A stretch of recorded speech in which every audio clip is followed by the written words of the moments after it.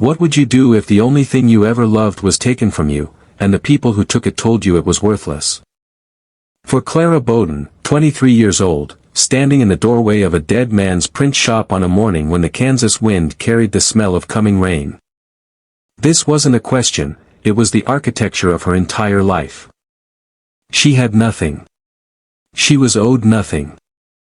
And yet, somewhere in the building before her, behind 33 years of dust and silence, someone had left something behind that 2 generations had died trying to find.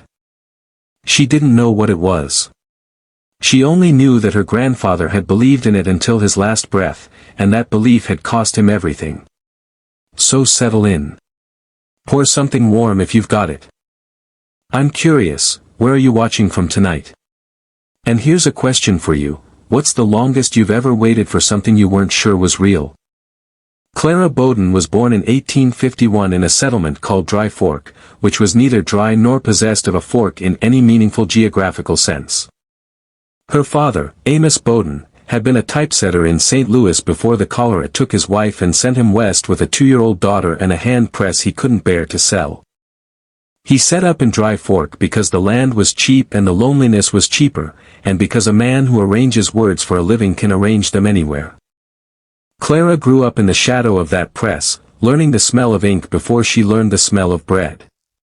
Learning that a lowercase e was the most common letter in the English language before she learned that love had only one O and you couldn't spare it. Her father's hands were always stained. Not dirty, stained. The black wouldn't wash out, no matter how hard he scrubbed with lye, and he stopped trying after a while. It's honest ink, he'd say, holding his fingers up to the lamp. It stays because it meant something. Clara would sit on a stool beside him and sort type into the California job case, uppercase to the left, lowercase to the right. The origin of every letter anyone had ever written. She learned to read upside down because her father set type standing across from her, and a child who wants to know what the words say will find a way. But it was not her father who taught her what she would need. That was Silas Crane. Silas Crane was 74 years old when Clara first met him, a former surveyor for the Oregon Trail who had walked himself lame and now lived in a converted tack room behind the livery stable, earning his keep by repairing saddles and telling stories no one believed. He had known Clara's grandfather, Ezekiel Bowden, in the years before Ezekiel died in 1868, and he carried that knowledge like a splinter he couldn't remove. Clara was 16 when she found him sitting on his porch in the October dusk, whittling a piece of cottonwood into something that might become a bird. "You've got your grandfather's forehead," he said, without looking up. "Hi.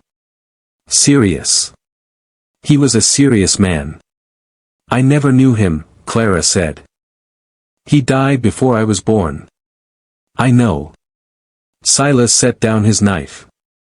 "That's why I'm going to tell you something. And you're going to remember it, because I'm not going to live forever, and your father won't tell you. He thinks it's foolishness."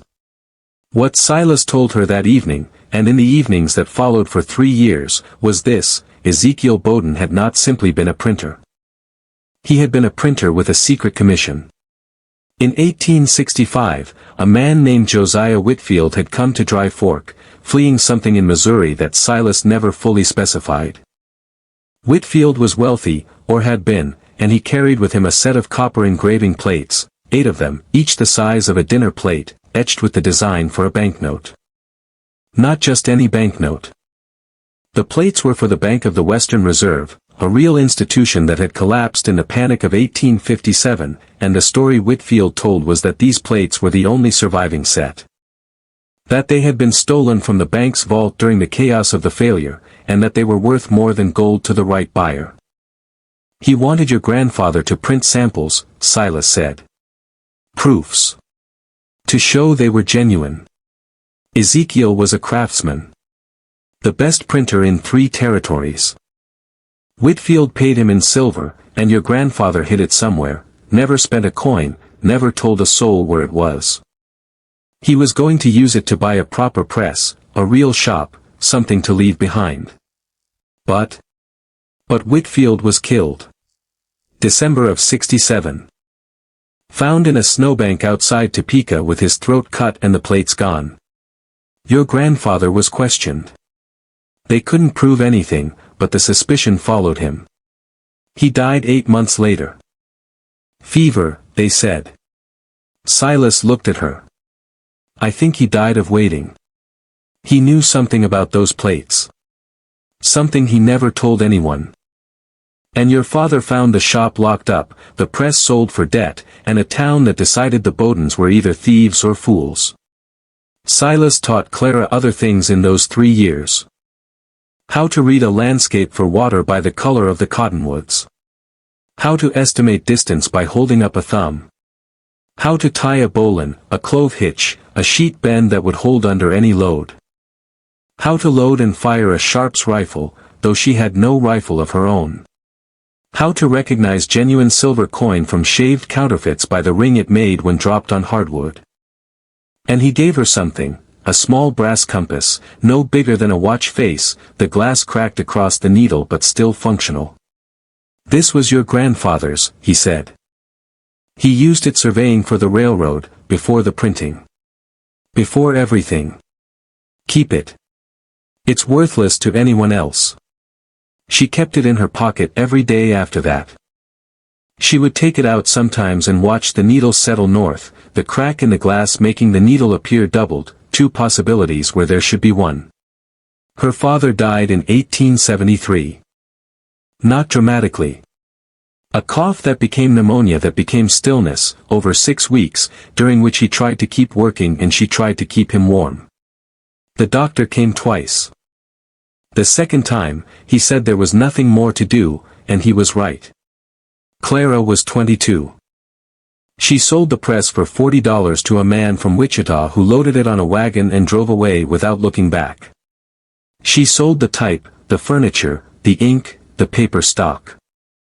She kept her father's composing stick, the tool he used to hold lines of type, and she kept Silas's compass. She had $63 and the clothes she stood in. The town of Dry Fork did not cast her out. That would have required acknowledgement. Instead, it simply stopped seeing her. The women who had bought her father's handbills and wedding invitations stopped meeting her eyes. The men who had owed him money found reasons to forget. The landlord of the small house behind the shop, a man named Harlan Voss who owned the mercantile and most of the town besides, informed her that the property was needed for storage and she would need to vacate by the 1st of June. He gave her 30 days. He did not offer compensation for the improvements her father had made. He did not offer anything. She went to Silas. He was dying too, she saw immediately, though he had not told her. His hands shook now, and the cottonwood bird sat unfinished on his windowsill, one wing forever rough. You need to go to Whitfield's print shop, he said. Whitfield's? I thought he was killed in Topeka. He was. But he had a partner. A man named Aldrich. They had a shop in Lawrence, before the war, before everything fell apart. Aldrich died in 71, and the shop's been locked ever since. 33 years, Clara. No one goes there. No one wants it. The building's still standing. I have the key.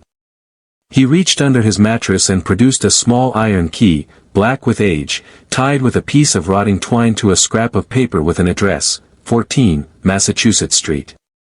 Lawrence. Why? Clara asked. Because your grandfather didn't hide the silver in Dry Fork. He told me once, drunk on corn whiskey, that he'd sent it somewhere safe. Where the plates sleep, he said. I didn't understand then. I think I do now. I think the plates never left Lawrence. I think Whitfield hid them in his own shop before he ran, and I think your grandfather knew. And I think there's something else in that building. Something worth more than plates. Then why didn't you go? Silas smiled, and in that smile Clara saw all the years of a man who had chosen to stay alive by staying still. Because I'm old, and I'm afraid, and because I made a promise to your grandfather that I wouldn't go alone. He said it would take a Bowden to read what was there. I thought he meant your father. Your father thought it was all a ghost story. He pressed the key into her hand. You're the last one. Go find out if we were fools. He died 3 days later. Clara buried him herself, in a corner of the churchyard where the ground was soft from rain, and no one from the town came.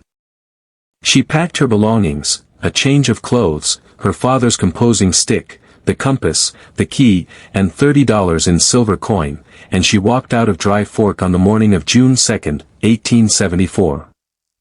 Without looking back. The road to Lawrence was 90 miles of dust and heat and the kind of silence that makes a person aware of their own heartbeat. Clara had never traveled alone. She had never traveled at all, except in the wagon from St. Louis when she was too young to remember. Now she walked, because she had no horse and because walking gave her time to think, though thinking was not always a kindness. She followed the Kansas River Valley, keeping to the high ground where the cottonwoods grew thick and the water was clean. Silas had taught her this. She filled her canteen at every stream, never assuming the next one would be running. She ate corn dodgers she had baked herself, hard as leather, chewing them slowly to make them last. She slept in dry washes, in the lee of limestone outcrops, in abandoned sod houses where the only sound was the wind pressing against the earthen walls. The heat built through June, day after day, until the air itself seemed to shimmer and the horizon became uncertain, a line that dissolved if you looked at it too long. On the 4th day, she ran out of water. She knew where the next creek was. Silas had made her memorize the landmarks, the particular bend of the river, the stand of bur oak that marked the crossing, but the creek was dry. Baked to cracked mud, and her canteen held nothing but the memory of moisture. She sat down on the bank and felt the sun pressing against her neck, her shoulders, the top of her head. She thought about turning back. She thought about lying down and waiting. She thought about her father, who had never complained about the heat, who had worked in a shop with no windows and the press running, the air thick with the smell of ink and sweat. She took out the compass. The needle pointed north, steady despite the cracked glass. She thought of Silas, old and afraid, who had still given her the key. She thought of her grandfather, serious, high forehead, waiting for something that never came. She got up and walked. She found water at sundown, a seep in a limestone hollow that gathered into a pool no bigger than her two hands cupped together. She drank, filled the canteen, and slept in the hollow with her back against the cool stone. In the morning, she walked again. Lawrence appeared on the 7th day, rising out of the prairie like a promise someone had forgotten to keep. It was larger than Dry Fork, but not by much, a grid of streets, a university building on the hill, stores and houses and the lingering evidence of the sacking that had burned half the town in 1863. She found Massachusetts Street easily enough, and number 14 was a 2-story brick building with boarded windows and a door that had not been opened, she would learn, since the spring of 1871. The key turned in the lock with a sound like a bone cracking, and the door swung inward on hinges that screamed. The smell hit her first. Not decay, exactly, but abandonment, the particular mustiness of a place where air has moved only through cracks for decades. Dust hung in the shafts of afternoon light that penetrated the boarded windows, and motes swirled around her as she stepped inside, her boots crunching on something she couldn't see. She waited for her eyes to adjust. The front room had been a shop. She could see the counter, still standing, its surface dulled by dust. Behind it, shelves held bottles and jars, their contents dried to powder or hardened to stone. A printing press stood against the far wall, not a hand press like her father's, but a cylinder press, a Washington model, larger and more complex than anything she had operated. It was covered in dust, the ink rollers cracked and perished, the flywheel frozen with rust. But it was beautiful. She could see that even in the gloom. Someone had cared for this machine once, had known its tolerances and its temperament, had adjusted the impression screws with a craftsman's patience. She moved deeper. A door behind the counter led to a back room, and here the light was worse, only what filtered through a high, dirty window. She could make out a desk, a chair, a cot against the wall with a blanket that had rotted to threads. And on the desk, a stack of papers, their edges curled and brown. She approached slowly, not wanting to disturb anything, though everything had been disturbed already by time itself. The papers were proofs, she saw, sample banknotes, printed from copper plates that were nowhere in evidence. They were beautiful work, the engraving fine enough that she could see the individual lines that made up the portrait of a man she didn't recognize, the scrollwork around the borders. The intricate galoche patterns that were meant to prevent counterfeiting but that also served, she understood immediately, as a kind of art. These were the proofs her grandfather had printed. These were what Whitfield had carried to show the plates were genuine. But the plates were gone. She searched the room, the drawers, the shelves, the space beneath the cot. She found a mouse nest in a cabinet, a dead bird in the chimney flue, a collection of bottles that had once held whiskey and now held nothing but the ghosts of bad decisions. No plates. No silver. Nothing but dust and a heavy press and the proofs that proved nothing except that someone had once been very skilled. She sat on the cot and felt the disappointment settle into her bones, heavier than the heat had been, heavier than the dust. She had walked 90 miles for a mouse nest. She had buried Silas and abandoned everything she knew for a room full of nothing. The compass in her pocket pressed against her thigh, and she took it out and watched the needle find north, the crack in the glass making it seem to waver between two futures. Neither of which she wanted. And then she noticed the floor. It was plank pine, worn smooth by years of boots, but there was a pattern to the wear that didn't make sense. Near the desk, the boards were darker, less worn, as if something had sat there for a long time and then been removed. She knelt and ran her hand over the wood, feeling the slight depression, the rectangular shape that was too regular to be accidental. She pressed, she pried, she used her father's composing stick as a lever, and a section of flooring 3 feet square lifted away with a shriek of nails that had rusted to powder. Beneath was a cavity, lined with tin, and in the cavity was a wooden box. Her hands shook as she lifted it out. It was small, no bigger than a Bible, bound with iron straps that had rusted but held. The lock was corroded shut, but the hasp gave way when she worked at it with the composing stick, and the lid opened with a smell of cedar and something else, something chemical and sharp. Inside, wrapped in oilcloth, were the 8 copper plates. She knew them immediately. The same portrait, the same scrollwork, the same galoche, but reversed, mirror images of the proofs upstairs. They were heavy, each one a weight in her hands that felt like consequence. She unwrapped them one by one, laying them on the floor in the failing light, and it was the 8th plate that made her stop. It was different. The design was the same, but there was something etched into the margin, a series of fine lines that didn't belong to the banknote pattern. She held it up to the light from the window, angling it, and saw that the lines formed letters, tiny, precise, engraved with a hand that had been shaking or in a hurry or both. She couldn't read it. The light was too poor, the letters too small. She wrapped the plates again, placed them in the box, and carried everything upstairs to the front room, where the light was better. She found a bottle of lamp oil that had not completely evaporated, trimmed a wick with fingers that would not steady, and struck a match against the wall. The flame caught, steadied, and she held the 8th plate close to the light. The engraving read, "Beneath the stone where the founder rests, the truth waits with the first. J.W. J.W. Josiah Whitfield. The founder." She didn't know what it meant, but she knew where to find out.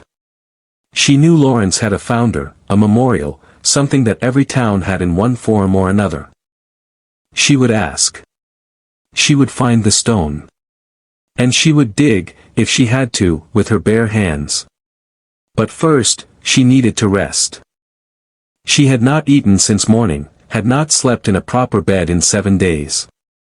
She locked the door, what was there to fear, in a building no one had entered in 33 years, and lay down on the cot in the back room, the box of plates beside her, the compass in her hand. She meant to close her eyes for an hour. She woke to full dark and the sound of rain. It was the rain that saved her, or that would save her, though she didn't know it yet. She lay in the dark listening to it drum against the roof, against the boarded windows, against the brick street outside.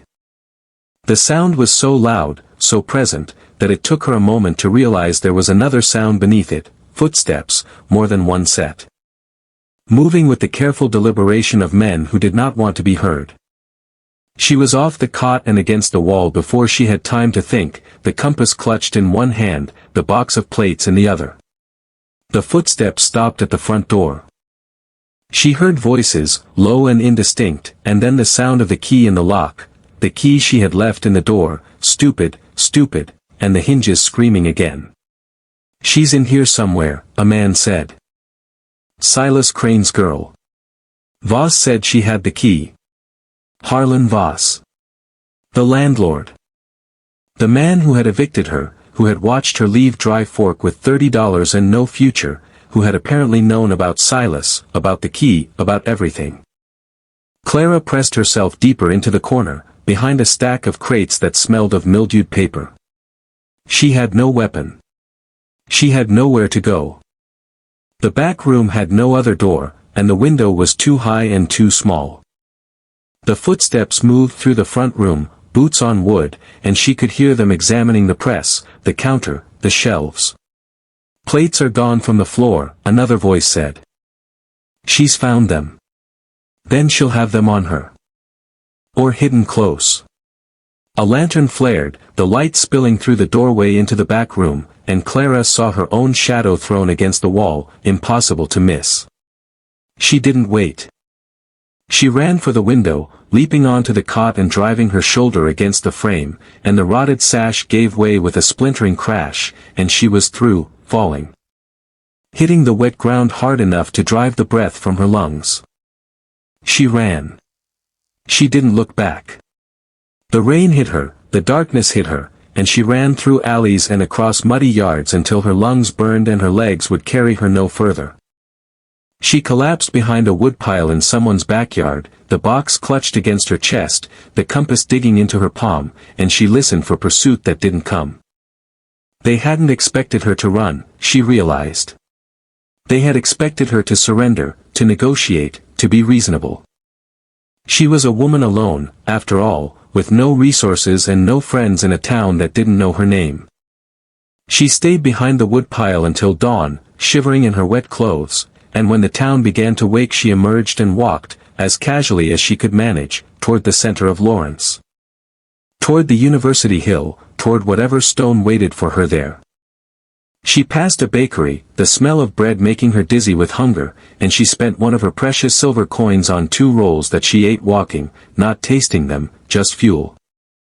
She asked a man sweeping a doorstep where the Founders Memorial was, and he pointed her toward Pioneer Cemetery, on the hill above the university, where the first settlers had buried their dead.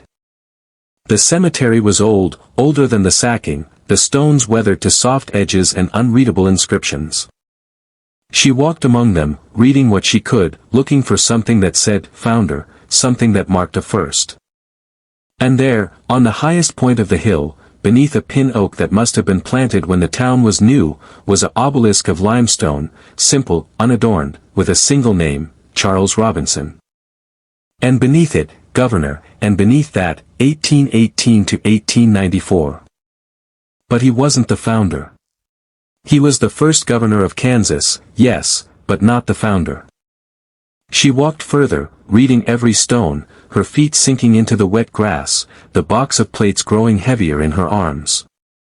And then, on the far side of the cemetery, almost hidden by a tangle of wild rose, she found a smaller stone, flush with the ground, its inscription nearly worn away, Amos Adams, 1801 to 1856.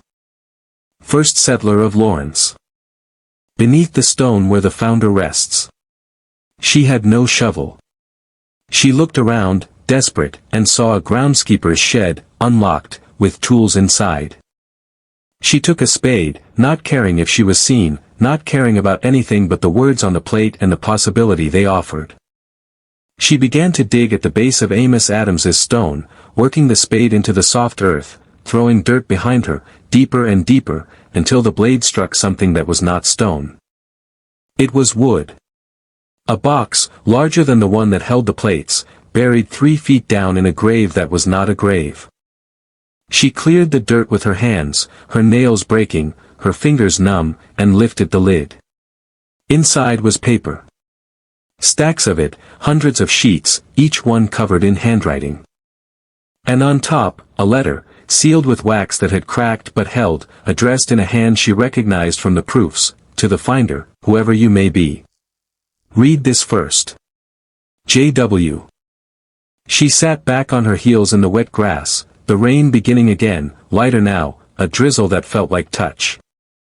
She broke the seal with a thumbnail and unfolded the letter, and the voice that came through the page was so immediate, so present, that she forgot where she was, forgot the men who hunted her. Forgot everything except the words of a dead man speaking across 33 years of silence. My name is Josiah Whitfield, and by the time you read this I will be dead, though I do not yet know how or when. I write this in the summer of 1867, in the shop on Massachusetts Street, while my partner Aldridge sleeps upstairs and the plates cool on the bench beside me. I am leaving this letter because I have come to understand that what I have done cannot be undone, and because I want someone, someday, to know why. I was not a thief. This is the first thing you must understand, though I know it is what they will call me. I was the cashier of the Bank of the Western Reserve in Cleveland, and when the panic came and the bank failed, I watched grown men weep in the lobby. Watched them pound on the doors that I had locked, watched them realize that everything they had saved was gone. The bank's directors had removed the assets weeks before. They knew. They sold their own shares while telling depositors to have faith. When the failure became public, they blamed everyone but themselves, and they sent me, the man who had locked the doors, who had followed their orders, to carry the blame. I took the plates because they were the only thing of value left, and because I believed, foolishly, that I could use them to force the directors to make restitution. I would print evidence of their fraud, I thought, expose the whole scheme. I was young. I was angry. I did not understand that men who have committed one crime will commit another to hide it. By the time I reached Kansas, I understood that I could not win. The directors had agents everywhere, men who would kill to recover the plates and silence me. I found Aldridge, who had been a printer in Cleveland and who believed my story, and we set up the shop in Lawrence. I paid Ezekiel Bowden, a good man, a craftsman, to print the proofs I needed. But before I could act, I learned that the directors had bought my debt, my family's debt, everything. They would ruin my wife, my children, my name for generations. I was trapped. So I hid the plates. I buried the proofs. I wrote this letter and placed it with the only thing I have left that matters more than silver or copper or revenge. The papers in this box are the bank's original ledger. The real one. The one that shows the withdrawals the directors made before the failure, the transfers to their personal accounts, the signatures that prove their guilt. I have copied it in my own hand, every page, in case the original is destroyed. It is enough to hang them. It is enough to restore what was taken from thousands of families. But I cannot use it. They have my family. They have made that clear. If I act, my wife and children will die, and I am not strong enough to sacrifice them for justice. I am not strong enough to be a hero. I am only strong enough to hide what I know and hope that someday, someone stronger will find it. To that person, whoever you are, I am sorry. I am sorry that I could not finish what I started. I am sorry that you have inherited my cowardice along with my evidence. But I beg you, if you have found this, if you have read this far, do not let it die with me. The men who destroyed my life are old now, or dead, but their fortunes survive them, built on stolen money, on ruined lives. The ledger can still matter. It can still mean something. My wife's name was Eleanor. My children were Thomas and Margaret. If you ever meet them, if they survived, tell them I tried. Tell them I was not the man they will hear about. Tell them I loved them enough to fail. Josiah Whitfield, August 14, 1867. Clara sat in the rain and read the letter 3 times. She read it until the ink began to run and the paper softened in her hands, and then she folded it carefully and placed it inside her shirt, against her skin, where it would stay dry. She looked at the ledger, at the hundreds of pages of copied figures, at the evidence of a crime that had outlived its criminals, and she thought of Josiah Whitfield, who had loved his family enough to fail, who had buried his courage in a box and hoped someone would dig it up. She thought of her grandfather, waiting for news that never came, dying of fever or dying of hope, she would never know which. She thought of her father, who had known the story and chosen not to believe it, who had sold the press and let the legend die because believing was too hard. She thought of Silas, old and afraid, who had still given her the key. And she thought of herself, 23 years old, wet and hungry and hunted, sitting in a cemetery with a box of bank plates and a dead man's confession. And she understood that she had a choice that was not really a choice at all. She could sell the plates. They were worth something, even now, to collectors, to criminals, to someone. She could take the money and disappear, start again somewhere no one knew her name. She could be sensible, the way her father had been sensible, the way the world told women to be sensible. Or she could finish what Josiah Whitfield had started. She could find out if the men in the ledger were dead or alive, if their fortunes still stood, if justice was still possible. She could carry the evidence to someone who could use it, a lawyer, a judge, a newspaper, though she had no idea who to trust, not in Lawrence, not anywhere. She didn't decide then. She was too tired, too cold, too overwhelmed by the weight of other people's grief. She closed the box, placed the letter on top, and carried everything back to the print shop, moving through the morning streets like a ghost, unseen, unchallenged. The door was still open, the lock broken, but the men were gone, their search abandoned or postponed. She went to the back room, barred the door with a chair, and slept for 14 hours. When she woke, she knew 2 things. First, that she could not do this alone. Second, that she had nothing to offer anyone except a story they wouldn't believe and evidence they couldn't verify. She needed help. She needed to find people who would work with her not out of friendship but out of mutual interest, people who could be trusted because their trust could be bought and their skills were real. She started with the press. The Washington cylinder press in the front room was a ruin, but it was a ruin with potential. The iron frame was sound, the bed and cylinder intact, the damage mostly to the ink train and the rollers. Clara had never worked on a cylinder press, her father's hand press was a different world, but she understood the principles. She understood that ink needed to be transferred from plate to blanket to paper, that the impression needed to be even, that the paper needed to feed smoothly. She spent 3 days cleaning, oiling, adjusting, working from dawn to dark, eating the last of her corn dodgers, drinking water from the rain barrel behind the building. On the 4th day, she found a stash of paper in a closet upstairs, good stock, barely yellowed, enough for a test run. On the 5th day, she mixed ink from the dried cakes she found in a tin, adding linseed oil until it reached the right consistency. On the 6th day, she locked the 8th plate into the bed, adjusted the packing, and turned the flywheel by hand. The press groaned, resisted, and then moved. The cylinder turned. The paper fed. And when she lifted the sheet from the bed, there was the banknote, crisp and clear, the portrait staring up at her with the same serious expression she had seen in the proofs. It was beautiful. It was also, she realized immediately, completely useless as currency. The Bank of the Western Reserve had failed 17 years ago, but it was proof that the plates were genuine. That her grandfather's work had been real, that Josiah Whitfield's story was true. She printed 20 sheets. She would need them. Her first ally was the blacksmith, a man named Otto Brenner who had a shop 2 streets over and a face like a granite cliff. She approached him on the morning of her 8th day in Lawrence, carrying one of the printed notes and the letter from the box, and she laid them on his anvil without preamble. "I need a lock repaired," she said. "And I need to know if you can read." Brenner picked up the note, examined it, held it to the light. "This is good work," he said. Old style. Where'd you get it? From a press in a building that hasn't run in 33 years. The letter explains the rest. I'll pay you in these notes, they're worthless as money, but they're genuine engravings. Collectors might want them. Or you could frame one and tell a story. He read the letter.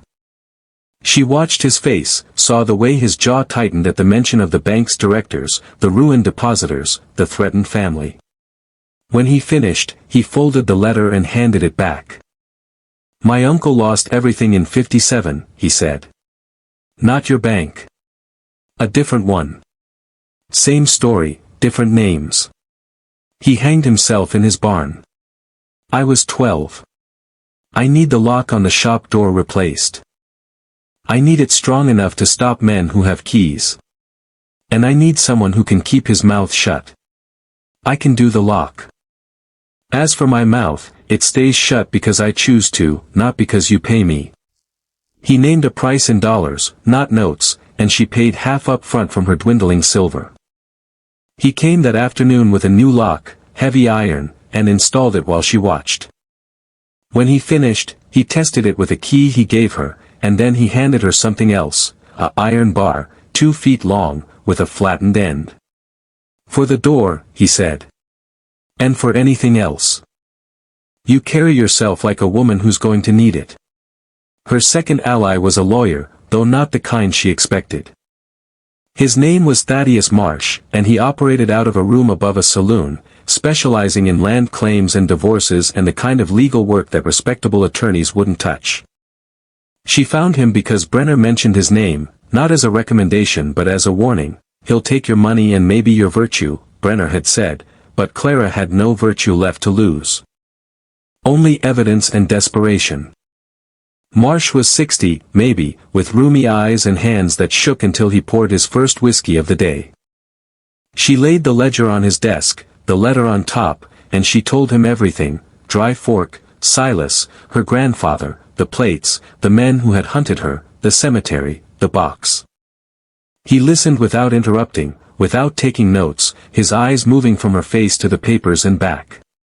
When she finished, he poured himself a drink and offered her one. She refused. The directors you name are dead, he said. All of them. The last one died in '69. But their estates survive. Their heirs. Their corporations, some of them, still operating under different names. The legal question is whether the statute of limitations has run, whether any court would hear a case based on evidence this old.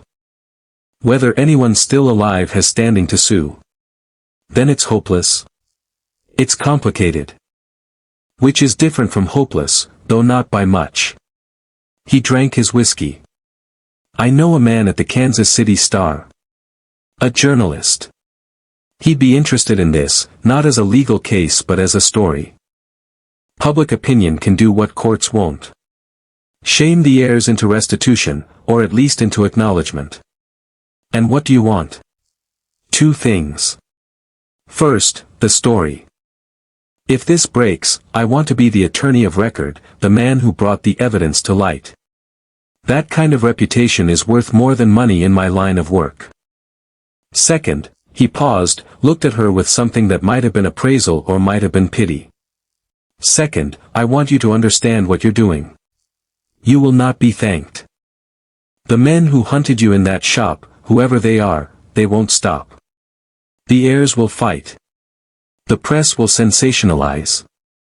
You will be called a thief, a forger, a woman of loose morals who found some old plates and invented a story to sell them. Are you prepared for that? Clara thought of her father, who had chosen silence. She thought of Silas, who had chosen fear. She thought of Josiah Whitfield, who had chosen love over justice and had buried his shame in a cemetery. I am prepared, she said. The journalist arrived 2 weeks later, a young man named Everett Holt who wore spectacles held together with wire and asked questions faster than she could answer them. He read the ledger, photographed the plates. He had a camera, a bulky thing on a tripod that required long exposures and absolute stillness, and interviewed her for 6 hours over 2 days. He was the first person who seemed to believe her without reservation, not because he was naive but because the evidence was undeniable.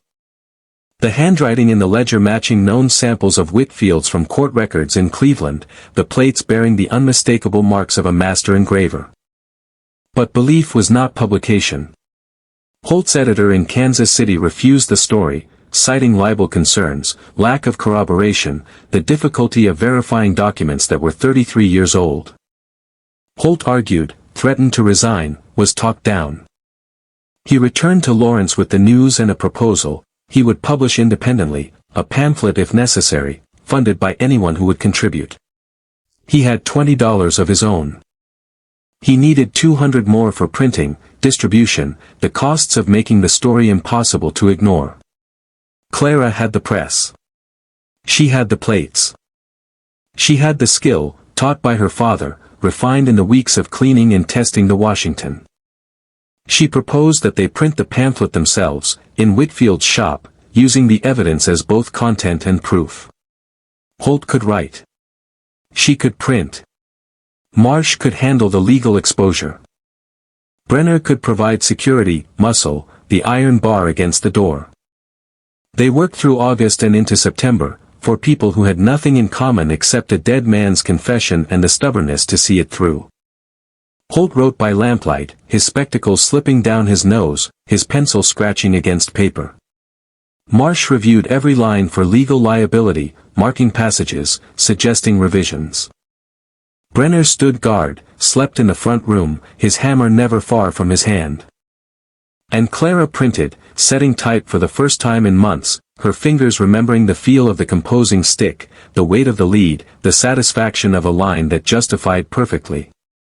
The ink rolling smooth and black across the cylinder. They printed 500 copies. The work was slow, the press temperamental, the ink mixing inconsistent. Some copies were smudged, the impression uneven. Others were crisp, professional, beautiful. Clara sorted them herself, discarding the failures, keeping the best. Holt designed a cover, the Whitfield Ledger, a story of fraud and courage in the panic of 1857. He included Josiah's letter in full, the first time those words had been read by anyone except Clara. He included excerpts from the ledger, the directors' names, the amount stolen, the dates of transfer. He included a photograph of the plates, of the shop, of Clara herself standing at the press, her hands stained with ink, her expression serious, her forehead high. They distributed the pamphlet on the morning of September 15, 1874. Holt took a bundle to Kansas City by train. Marsh sent copies to every attorney in Topeka, every judge in Leavenworth, every newspaper editor who might be sympathetic. Brenner nailed one to the door of the Lawrence City Hall.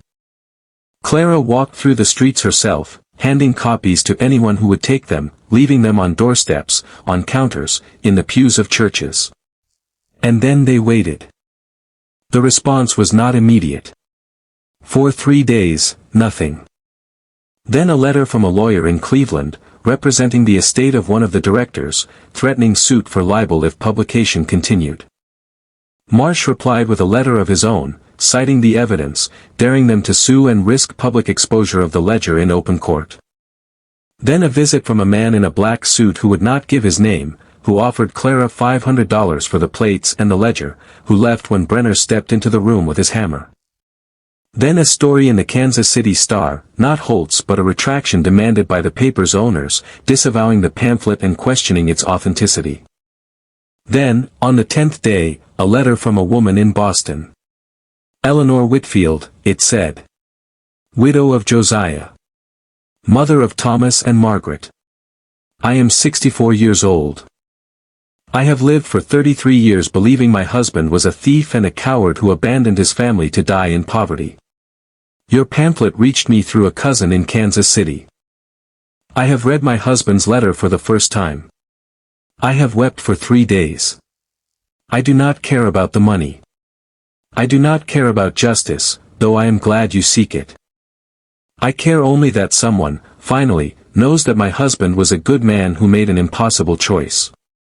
Thank you. Thank you. Thank you. Clara read the letter aloud to the others, in the shop, in the lamplight, and no one spoke for a long time. Holt removed his spectacles and polished them with his sleeve. Brenner stared at the wall. Marsh poured himself a drink and did not drink it. And Clara felt something shift inside her, a weight she had not known she carried, the weight of all the dead men's silences, all the stories untold. All the grief buried in boxes and hidden in cemeteries. She was not alone anymore. She was part of something that extended backward through time and forward into a future she could not see but could imagine, a future where the truth mattered, where craftsmanship was valued. Where a woman with ink-stained hands could stand at a press and say, "I made this. I found this. I finished what someone else could not." But the story was not over. The men who had hunted her in the rain, who had come with keys and lanterns and the confidence of ownership, had not disappeared. They were agents, she learned from Marsh's inquiries, of a consortium of investors who had bought the debts of the Bank of the Western Reserve at pennies on the dollar. Who had built fortunes on the ruin of others, who had a vested interest in keeping the ledger buried. They were not criminals in the conventional sense, they were businessmen, bankers, men with offices and letterhead and reputations to protect. But they were dangerous nonetheless, because they had resources and patience and the willingness to use both. They came again on the night of September 28, a month after the pamphlet's release. 3 men this time, not 2, with a wagon and ropes and the intention to take everything, the plates, the ledger, the press itself, to destroy the evidence and silence the witnesses. They broke a window in the back room, avoiding the front door with its new lock and its iron bar, and they were inside before Brenner, sleeping in the front room, could wake. But Clara was awake. She had been awake for an hour, unable to sleep, sitting at the desk with Josiah's letter in her hand, reading it again, finding new meaning in words she had memorized. She heard the glass break, the soft crunch of boots on the floorboards, and she did not panic. She moved silently to the press, to the lever that engaged the cylinder, and she waited. The first man entered the front room, a lantern in one hand, a pistol in the other. He saw Brenner rising from his cot, hammer in hand, and he raised the pistol. Clara pulled the lever. The press was not running, had not been running, but the flywheel was still engaged, and the sudden movement of the cylinder, the unexpected noise in the silent shop, made the man turn, instinctively, toward the sound. Brenner's hammer caught him in the shoulder, not the head. Brenner was not a killer, but hard enough to drop him, hard enough to make the pistol clatter to the floor. The second man was through the door by then, and Clara had the pistol, though she had never fired one, though her hands shook so badly she could barely hold it. She pointed it at the second man and pulled the trigger. The hammer fell on an empty chamber. The pistol was not loaded, had never been loaded, was a prop, a threat, nothing more. The second man laughed, a short, ugly sound, and reached for her. And then Holt was there, Holt who had been sleeping upstairs, who had heard the commotion and come down with nothing but his spectacles and his courage, and he threw himself at the second man's legs.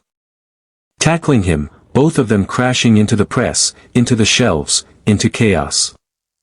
The third man ran. He was through the back room, through the broken window, into the night, and they heard the wagon driving away before they had sorted themselves out. The first man was unconscious, bleeding from a gash in his scalp where he had hit the counter falling. The second man was pinned beneath Holt, who had never fought anyone in his life, who was crying and laughing simultaneously, his spectacles lost somewhere in the wreckage. Brenner bound the men with rope from the wagon, tight and efficient, and Clara stood in the center of the shop, the empty pistol still in her hand, and felt something she had never felt before. Not triumph. Not victory. The quiet, exhausted relief of someone who has survived because other people chose to stand with her.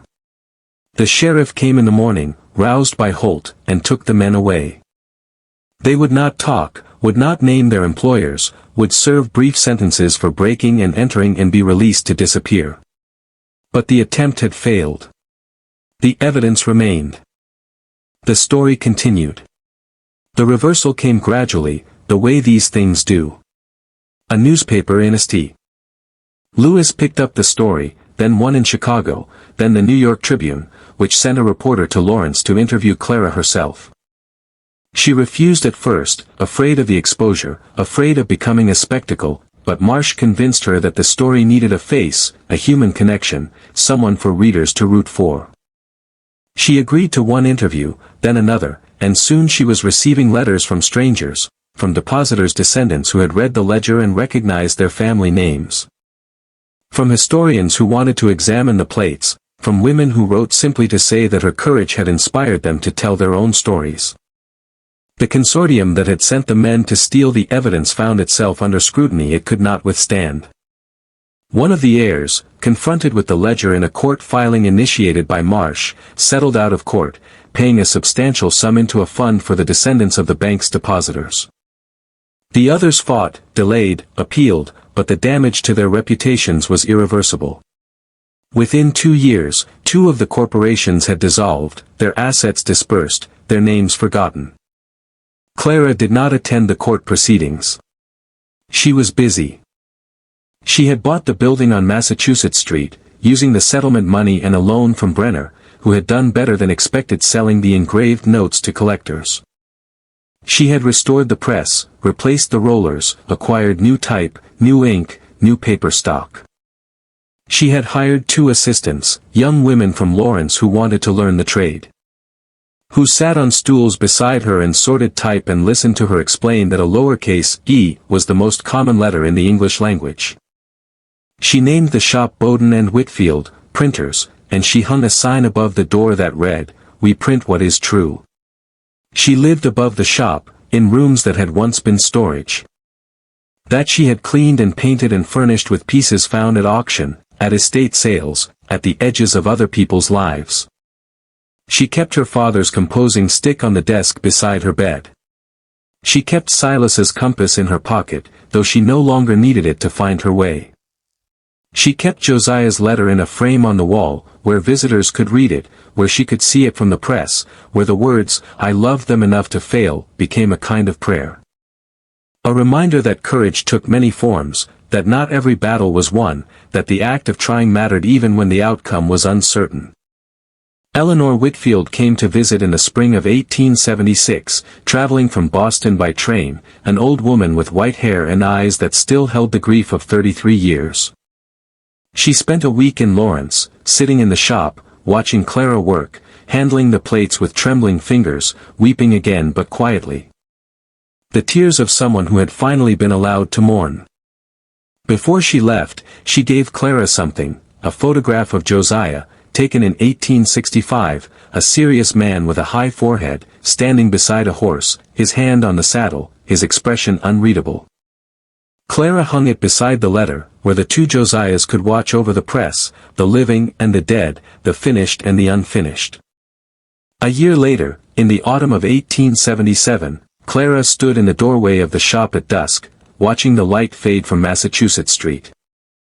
The university students were walking down the hill, their voices carrying in the cool air, and the street lamps were being lit by a man with a long pole. Moving from post to post with the steady rhythm of someone who had done this 1,000 times. She had a shawl around her shoulders, against the chill, and in her hand she held the compass, turning it over, watching the needle settle north through the cracked glass. The shop had been busy that day. A run of wedding invitations for a professor's daughter, a broadside for a political meeting, a pamphlet for a temperance society that Holt had helped organize. The assistants had gone home. The press was clean, the type sorted, the ink capped for the night. Everything was in its place. Everything was as it should be. She thought of her father, who had believed that ink stayed because it meant something. She thought of Silas, who had believed enough to give her the key. She thought of Josiah, who had believed in justice until love made him hide it, and of Eleanor, who had believed in her husband until a stranger's pamphlet proved her right. She thought of the men who had come in the rain, and of Brenner's hammer, and of Holt's tears, and of Marsh's whiskey. And of all the ways that people found to stand for something when standing was all they had. She looked at the compass, at the needle pointing north, at the crack that made 2 needles where there should be 1. And she understood finally what Silas had meant when he said it was worthless to anyone else. It was not worthless because it was broken. It was valuable because it had been broken and had kept working anyway, because it had found north through the crack, because it had guided her not despite its damage but through it. She slipped it back into her pocket and stepped inside, closing the door against the dark. The lamplight was warm, the shop was quiet, and somewhere in the back room, in a box beneath the floorboards where the plates had once rested, the original ledger waited for the historian who would come next month to collect it for the Kansas State Historical Society. The story would continue without her. The truth would outlast her hands, her press, her name. That was the point. That was always the point. She sat at her desk and opened a new notebook, blank pages waiting for tomorrow's work, and she wrote at the top, "The print shop had stood silent for 33 years. But silence, like ink, is only waiting for the right hand to give it voice. If you've stayed with me this far, thank you. I know this was a long one, but some stories need room to breathe, to settle into the spaces between the words, to find their own pace the way a traveler finds water by watching the cottonwoods. If this resonated with you, if you've ever waited for something you weren't sure was real, if you've ever had to choose between what was sensible and what was right, leave a comment below. Tell me where you're watching from. Tell me about the key someone gave you, the compass you carry, the story you finished that someone else couldn't. And if you haven't already, subscribe. There's a story about a surveyor's notebook and a flood that washed away a town in 1862, and I think it might be the next one. Until then, keep your needle steady, even through the crack. North is still north. It always was.